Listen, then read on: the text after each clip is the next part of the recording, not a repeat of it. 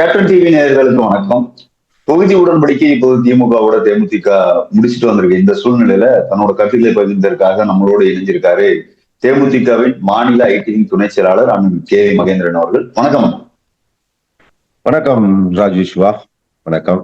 மரியாதைக்குரிய அந்நியார் அவர்களுக்கும் கழக பொருளாளர் சுதீசனன் அவர்களுக்கும் இளைஞரணி செயலாளர் தம்பி விஜயபிரபாரன் அவர்களுக்கும் இந்த நேரத்துல வாழ்த்துக்களை தெரிவித்துக் கொள்கிறேன். ஆனா இப்போ இந்த தொகுதி உடன்படிக்கை அப்படிங்கிறது இதனால தேமுதிக இத்தனை சீட்டுகள் வரும் அத்தனை சீட்டுகள் வரும் அப்படின்ற ஒரு தேசியங்கள் ஊடகங்கள் வந்துகிட்டே இருந்தது. ஆனா அதையெல்லாம் முறையடிச்சுட்டு இரட்டை இலக்க தொகுதியை இன்னைக்கு அந்நியார் திமுக இருந்து வாங்கியிருக்காங்க. இதை பத்தி உங்க கருத்து என்ன? பெரிய ஒரு ஊடகவியலாளர்களை கேப்டன் காரி துப்புனாங்க. அதாவது ஊடகவியலாளர்கள் என்ற பெயரில் தேமுதிகவை விமர்சித்த ஊடக வியாபாரிகளை கேப்டன் காரி துப்புனாங்க. அதே சமயத்துல அந்நியார் அதை எல்லாத்தையும் கேட்டுக்கிட்டு 6 நாங்க 5 நாங்க அதையெல்லாம் கடந்து நாங்க இரட்டை இலக்கத்துல குறைந்தபட்சம் போட்டியிடுவோம் அப்படிங்கறத உறுதி பண்ணி இன்னைக்கு அதை கன்ஃபார்ம் பண்ணி மற்ற கட்சிகள்லாம் 5 அப்படின்னு திமுக கூட்டணி எல்லாம் பேசி முதல்வர் கூட்டணிகளை தக்க வச்சுக்கிட்டு இருக்க நேரத்துல அந்நியாரா அண்ணா அறிவாலயத்துல நுழையிறாங்க. 10 சீட்டுங்கிற தொகுதி உடன்பாடோடு வெளியே வராங்க. எவ்வளவு பெரிய ஒரு ராஜதந்திர முன்னெடுப்புங்களை நினைக்கும் பொழுது ஒரு மிகச்சிறந்த அரசியல் ராஜதந்திரியா அந்நியாரை பார்க்க வேண்டியதா இருக்கு. இந்த 10 தொகுதிகள்ல தேமுதிகவோட வெற்றி இலக்கு எப்படி இருக்கும் நீங்க நினைக்கிறீங்க? அது 10 சட்டமன்ற உறுப்பினர்கள் ரெடி ஆயிட்டாங்க. அந்நியாரோட போற 10 சட்டமன்ற உறுப்பினர்கள் யாருங்கிறது மாத்திரம்தான் இப்ப நம்ம முடிவு பண்ண வேண்டியதா இருக்கு. ஏற்கனவே ராஜ்யசபா உறுப்பினரா கேப்டன் இல்லாத ஒரு சூழல்ல அந்நியார் தக்க வச்சிருக்கிறது மிகப்பெரிய ஒரு வெற்றி. ஏன்னா ஒரு ராஜ்யசபா சீட்டு வெற்றி பெறணும் அப்படின்னா 33 சட்டமன்ற உறுப்பினர்கள் தேர்வு செய்யணும். அப்பதான் நம்ம இது பண்ண முடியும். ஆனால் அந்த வாக்குறுதி இல்லாமலேயே கூட்டணிக்குள்ள நுழைஞ்சவனே ஒரு ராஜ்யசபா உறுப்பினரை அந்நியார் பெற்றது மிகப்பெரிய அரசியல் வெற்றியா நான் பாக்குறேன். இப்ப நீங்க இந்த ராஜ்யசபான்னு சொல்லவும் தான் எனக்கு கேள்வி வருது. என்ன அப்படின்னா, இந்த ராஜ்யசபா சீட்டு கொடுக்கறத இதுக்கு முன்னாடி அதிமுக பல துரோகங்கள் நம்ம கட்சிக்கு இழைச்சிருக்கு. அந்த சூழ்நிலையில திமுக இருந்து வாங்கினதுக்கு அப்புறமே கூட அவங்க தொடர்ந்து ராஜ்யசபா சீட்டை வச்சுமே விமர்சனங்கள் வச்சுட்டு இருக்காங்க. அவங்களுக்கு நீங்க கொடுக்குற பதிலடி என்ன? அதாவது நீங்க இப்ப ஒரே ஒரு விஷயத்த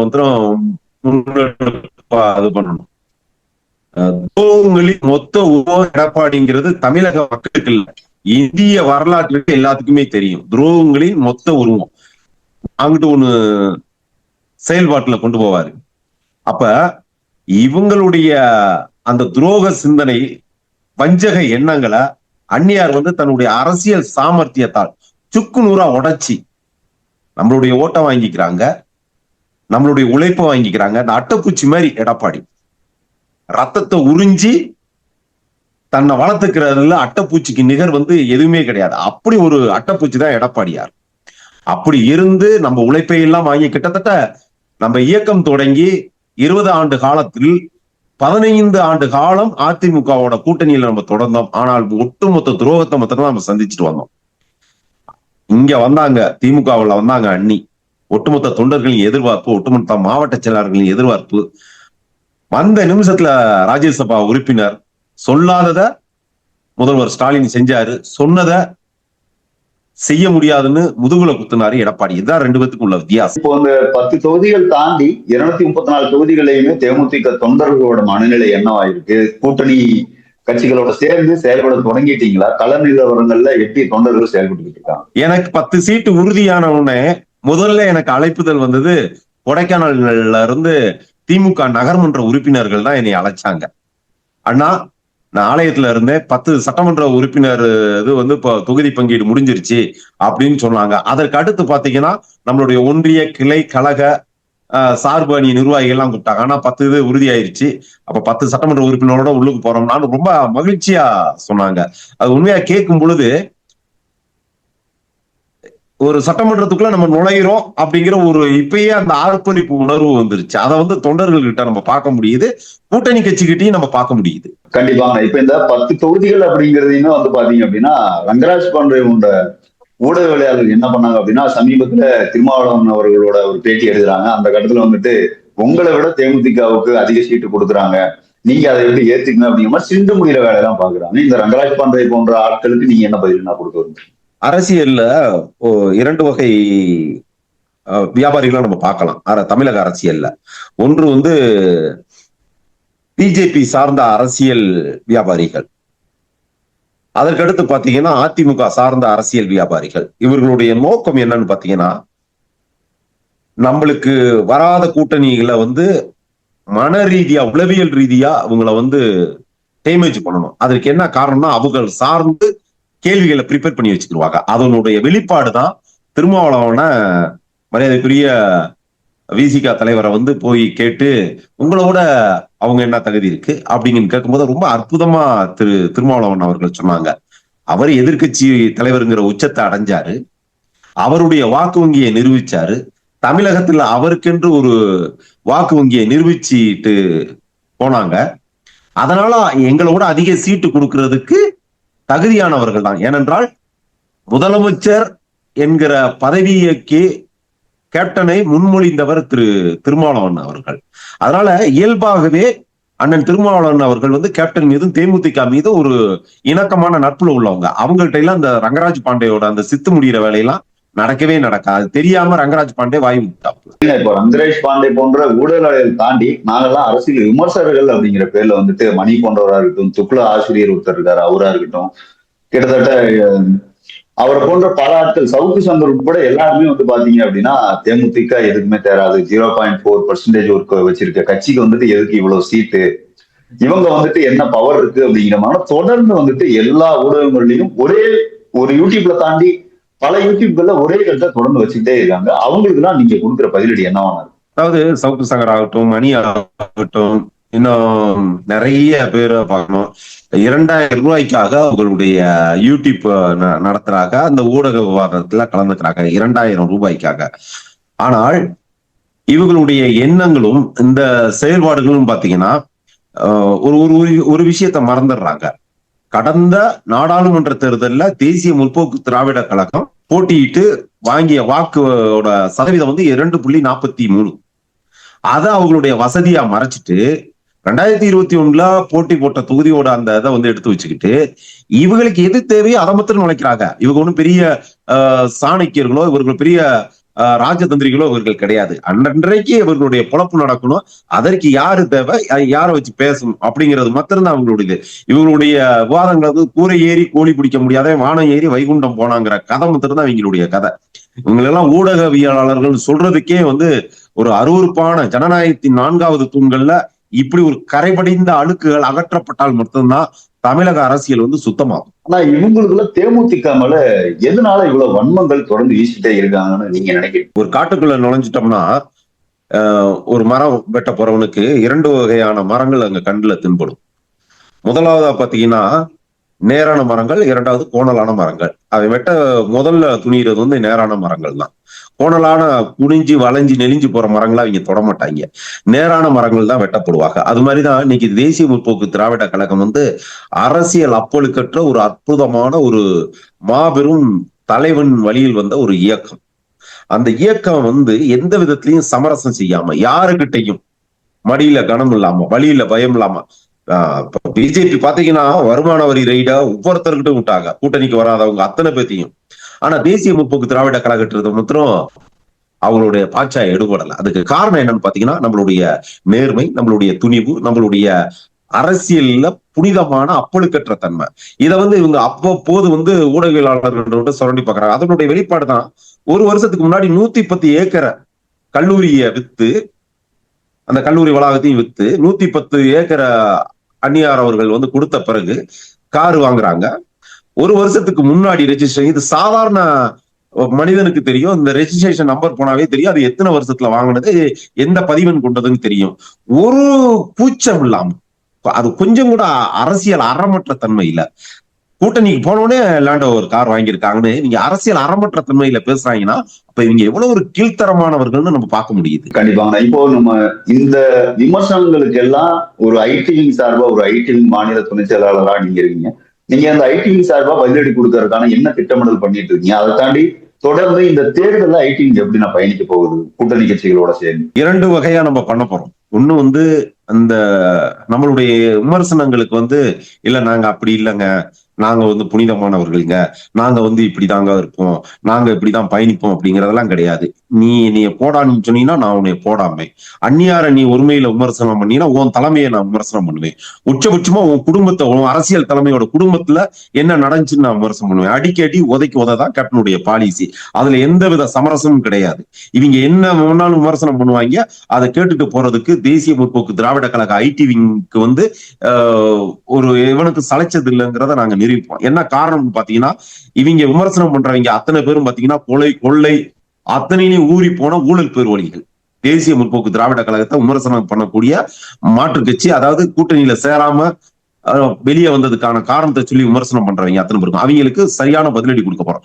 அதே மாதிரி நம்மளுடைய 234 தொகுதியிலையும் தகவல் தொழில்நுட்ப பிரிவு சார்பாக திறமையான வேட்பாளர்களை தான் முதலமைச்சர் அவர்கள் அறிவிக்க போறாங்க. நம்மளுடைய சட்டமன்ற உறுப்பினர்களும் 10 பேருமே அது மாதிரி தான் இருக்க போறாங்க. இவர்களுடைய திறமை, அவர்களுடைய அந்த திட்டத்தோட தமிழகத்துல அவங்க தொகுதியை சார்ந்து அவங்க என்ன பயணிச்சிருக்காங்க. உதாரணத்துக்கு பாத்தீங்கன்னா, பழனி சட்டமன்ற தொகுதியில மரியாதைக்குரிய செந்தில் அவர்களுடைய செயல்பாடு என்ன. இப்ப நான் இருக்க சட்டமன்ற தொகுதினால நான் சொல்றேன்.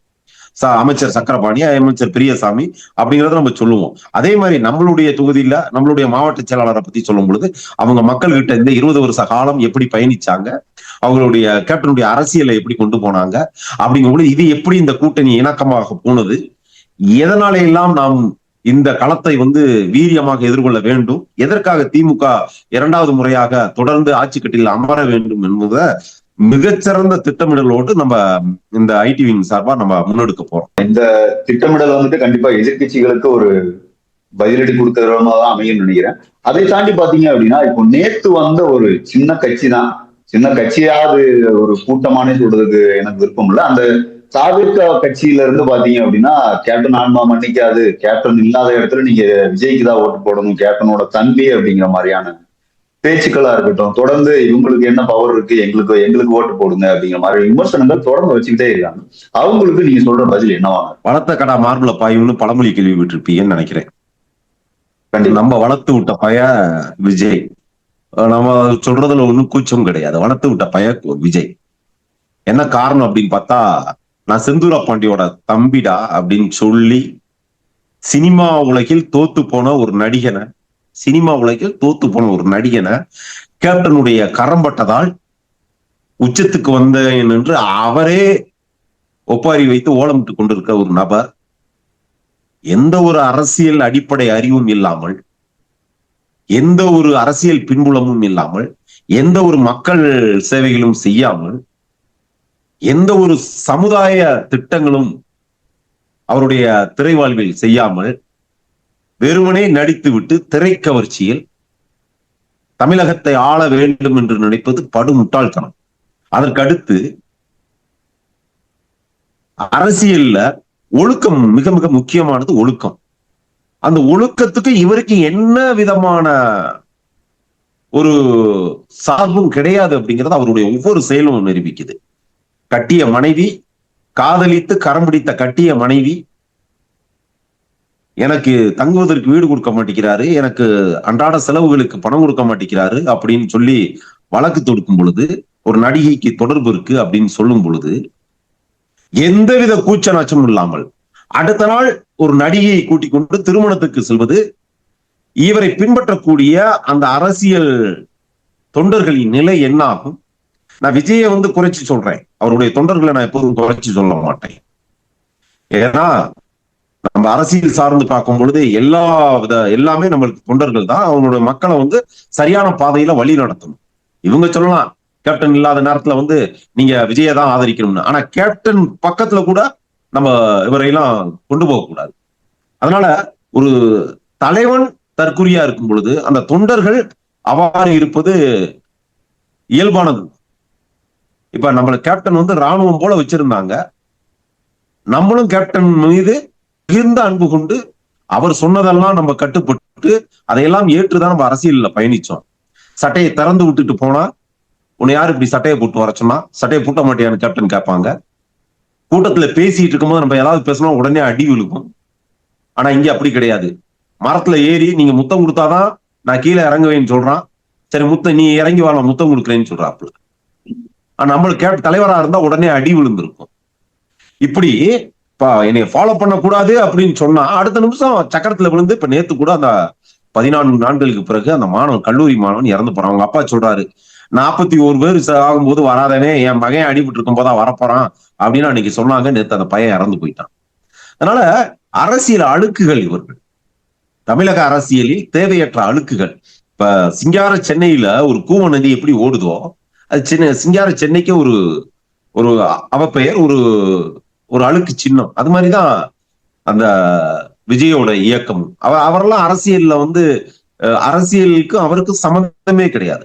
ஒரு பொலிட்டீஷியனுக்கு உண்டான ஒரு நேர்மை, ஒரு அறம், ஒரு திடத்தன்மை அப்படிங்கறதெல்லாம் கிடையாது.